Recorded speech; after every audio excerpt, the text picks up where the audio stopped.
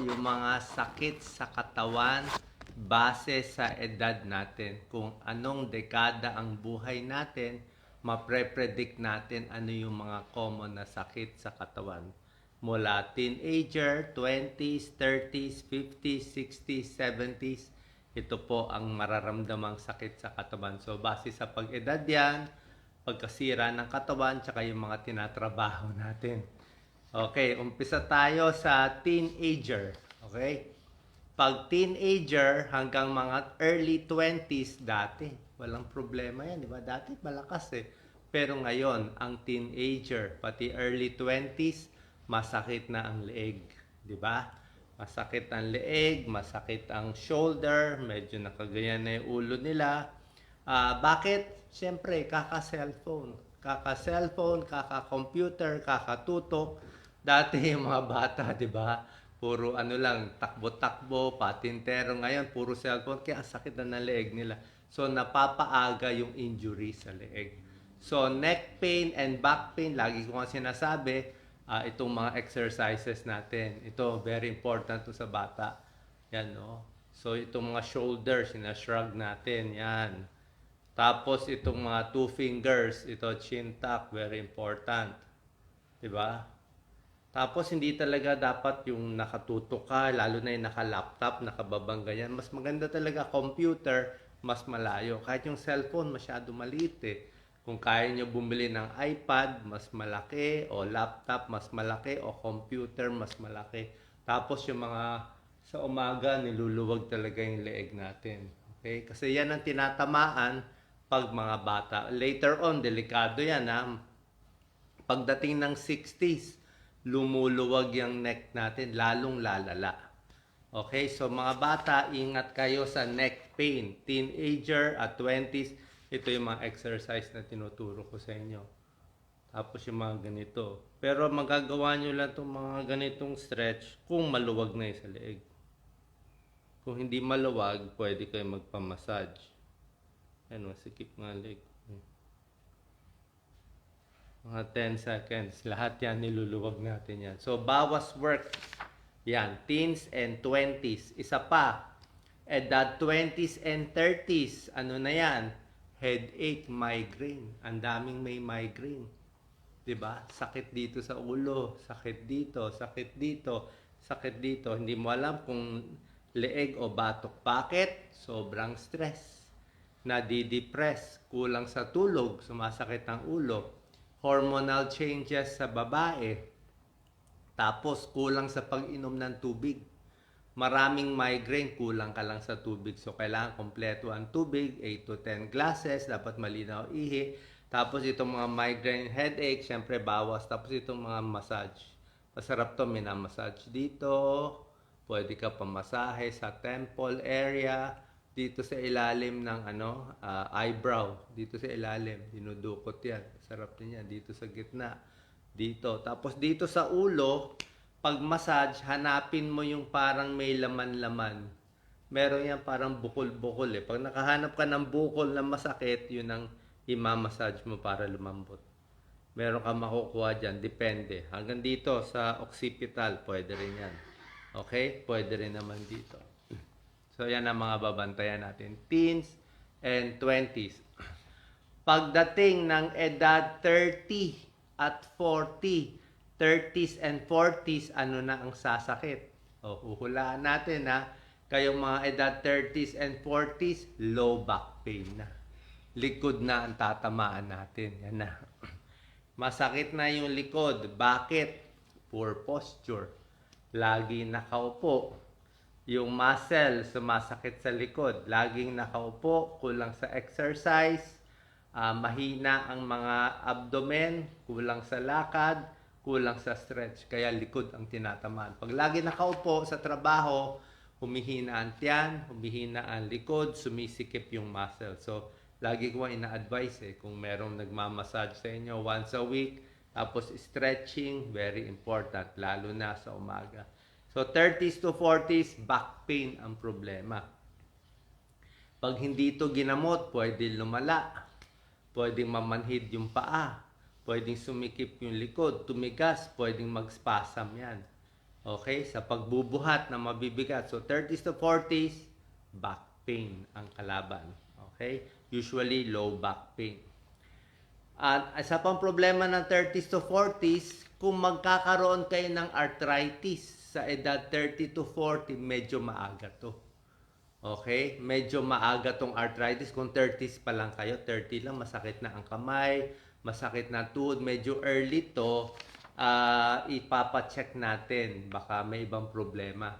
Baka rheumatoid arthritis or early arthritis. Bakit sobra aga? 30s pa lang. Masakit na unless naglalaba ka, nagtatrabaho ka talaga na maaga-maaga. Very early yun. Okay? Dapat wala pa dapat arthritis sa edad 30s.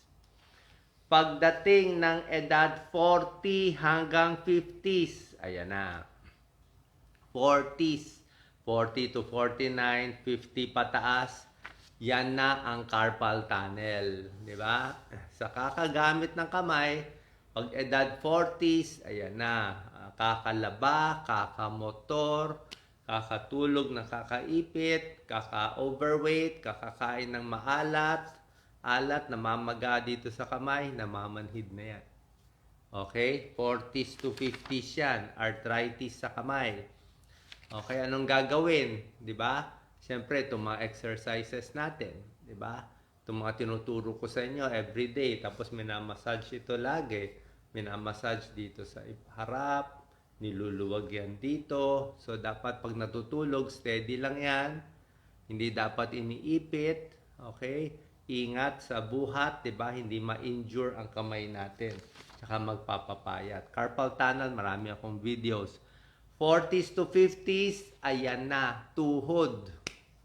Tuhod, 'di ba? Medyo lalo na 50s, nanginginig na yung tuhod, medyo may arthritis na ang tuhod, 'di ba? Wear and tear, 'di ba? Tumataba yung tuhod, medyo unsteady na, okay? Bakit sumasakit ang kamay, ang tuhod? Tuhod, baka sapatos mali. Na injury, tumataba, kulang sa exercise, lagi nakaupo. Knee pain, osteoarthritis ang kalaban. 40s to 50s years old. Okay? Tama o mali? 40s to 50s, meron pa, depende sa trabaho. Shoulder, frozen shoulder. Depende pag nagbubuhat. Tsaka ang 40s to 50s, yung iba nagbubuhat pa ng nag-iigib pa, nagbubuhat ng mabibigat. Siguro kaya pa yan, bata pa 30s, 40s, 50s. Pero mamaya pagdating ng 60, wag na kayo magbuhat ng mabigat. Baka biglang may lumagutok na dyan kasi nga mahina na eh. Baka ma-slip disc na eh, ma-paralyze pa tayo, di ba? 40s to 50s, kamay, carpal tunnel, shoulder, baka sumasakit, knee, tuhod, pati paa. Paa, sumasakit na rin, plantar fasciitis, paggising, mga muscle, 40s to 50s, maglalabasan na yung sakit. Okay? Bukod pa doon sa mga dati. Paano pag edad 50s, papunta na sa 60s? Ayan na. 50s to 60s, siyempre menopause na ang babae, ang lalaki din, bababa na testosterone, osteoporosis na. Rumurupok na ang mga buto natin sa 50s to 60s. Mas hingal na, mas hirap na, 50s to 60s. Tuloy-tuloy itong mga sakit. Lumiliit na yung mga kamay natin, lumiliit na yung muscle natin, nagsasag na yung muka, nagsasag na yung breast, nagsasag na yung puwet, pati puwet nagsasag, medyo nalalawlaw yung mga kamay. Kasi nga 50s to 60s na to eh. Wala nang estrogen, sa lalaki bumababa ang testosterone. So osteoporosis, tuloy-tuloy na to. Sa neck pain, pagdating ng 60, yan na, humihina na yung mga buto dito lalo. So pag nag-umpisa kayo ng 20s, masakit na likod, ang leeg, ingat na tayo. So bawas na work, mag-adjust na kayo sa trabaho nyo. Mapapansin nyo, pag less computer, less mobile games, mas para umabot ng 60s na hindi masyadong matindi. Mamaya maoperahan yan sa leeg natin. So 50s to 60s, neck pain. baka ma-slip disc, wag na magbubuhat ng mabigat, mahirap na yumuko, mahirap na mag-squat, 'di ba? So, tsaka 50s to 60s, mamaya ilalampas ko na 60s. By 50s, na dyan na rin lalabas. Actually, 40s pa lang mga diabetes. 40s dapat diabetes. 50s lalabas high blood, high cholesterol. Diyan na maglalabasan. Tsaka yung mga arthritis, ng osteoarthritis, pagkaedad, yan na, diyan na naglalabasan. May iba, batang-bata pa, 30s lang o 20s, high blood na. Sobra yon. Too early yon. O meron dyan, may diabetes, 20s o 30s, sobra din aga yon. Kasi sa libro dati, ang diabetes type 2, 40 and above. So, pabata ng pabata dahil nga sa mga availability ng fast food, supermarket na mamali yung kain, yun na nangyari. So, 50s to 60s, ingat na tayo. So, anong gagawin? So, more lakad pa rin talaga, more exercise, kahit walking na lang, 50s to 60s, pwedeng pagkaing mataas sa calcium, mga dilis, vitamin D, calcium, konting weights pa rin, pero wag masyadong mabibigat. Sa puso, syempre, regular exercise, bawas stress, tsaka yung diet na tinuturo natin. Pagdating, tsaka syempre, nagpo-forward head. Pagdating ng 60s pataas, okay, sa mga followers ko, ito na, 60, 70, 80, ayan na. Pag 60s na, tuloy-tuloy na yung mga osteoarthritis, yung humihina yung mga buto, plus nakukuba na. Nakukuba. Kaya nakita ko may mga 70s, kubang-kuba. Nag-uumpisa siya forward head, pakuba-kuba. Pag sumobra na kuba, meron ng bukol dito, nakaganon na siya lagi.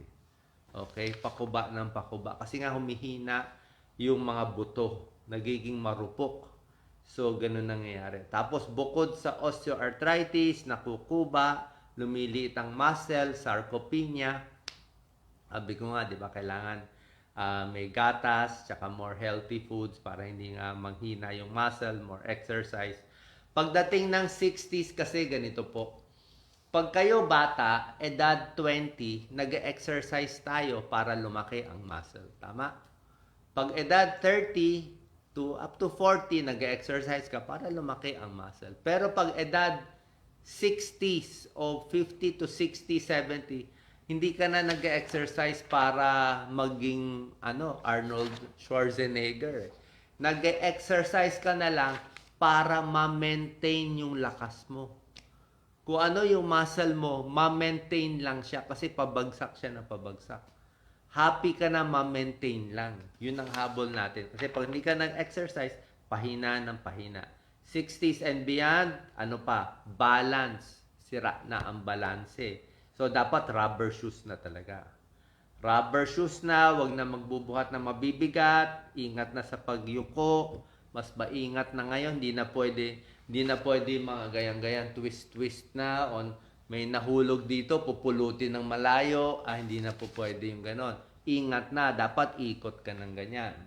'Di ba? Ikot ka ng ganyan. Hindi na pwede yung buhat dito, yung bigla, wala nang bigla, slow movement na pag 60s. Balance, mobility, yung layo, mahirap na. Bakit? Muscle mahina, sumisikip ang mga joints natin, plus yung mata natin lumalabo. Hindi na natin nakita, puro na tayo bunggo, 'di ba? 60s to 70s lagi na nabubunggo. Bunggo sa silya, bunggo dito, nabunggo yung paa. Bakit nabubunggo? Balance, mas mabagal reaction time yung mata, mas hindi na nakikita. Pag madilim, hindi na gano'ng makakita, plus yung tenga hindi na rin gano'ng makarinig. So, kulang na tapos may hilo pa. May hilo pa ang senior, di ba? Pag senior, mas hilo, balance, vision, hearing, at later on, pag 60 to 70, syempre humihina din yung utak. Ito yung sinasabi natin, pwede mag-Alzheimer's, pwede mag-dementia, kaya kailangan nga aral ng aral Gamit ng utak. Kaya sabi ko, huwag mag-retire Pwede ka mag-retire sa trabaho pero gumawa ka pa rin ng project mo sa bahay. Oras na isip mo matutulog ka lang sa bahay, dyan hihina ang utak. So, yan ang mga binabantayan natin per edad. So, re-recap ko lang mga low back pain, headache. May dagdag pa pala ako isa, pelvic pain, hindi ko nasabi. Dito sa may low back o sa may puson. Ito mga babae sa puson. Pag nireregla, 18 years old up to 50s, masakit ang puson. Okay, common yan sa kanila. Tapos yung mga muscle pain and injury, yung naaaksidente, napipilay, matagal maghilom, yan, madalas yan sa 40s, 50s, 60s. Patanda na patanda, patagal na patagal yung paghilom. Kaya nga pag na-injure tayo, kasi sabi ko, ingat lang kung ma-injure man, konti lang. Let's say napilay ka, o ang tagal na magkahilom, di ba? Pero hihilom din siya, alalay lang dahan-dahan. Okay? Sana po nakatulong to para sa mga bata, para malaman natin ano mangyayari eh. So pag nalalaman, pag nakikinig sa atin bata pa, alam nyo ganito mangyayari by 40s, 50s, 60s, 70s, bata pa, i-adjust yun na. Sa akin yung massage, malaking tulong talaga. Kung maghanap kayo magaling na magmasahe para maluwag yung mga muscle, tapos tong mga stretching, tapos yung mga simpleng exercise lang na wag ma-aksidente. Plus sa mga talagang kailangan magtrabaho, yung nagbubuhat ng balde, ng timba, nagbubuhat ng bigas, yung mabibigat, sa akin konting ingat. Oo, kung may edad na, wag na natin i-push kasi nga delikado baka marami akong kilala talagang sira ang cervical, sila dito, naglilihis yung mga buto. Hindi na kasi maibabalik pag nasira na So habang maaga pa, ingat sa pagbubuhat. Isang aksidente lang, mahirap na ma-repair yung katawan natin. Sana nakatulong tong video para maging healthy at humaba ang buhay. Salamat.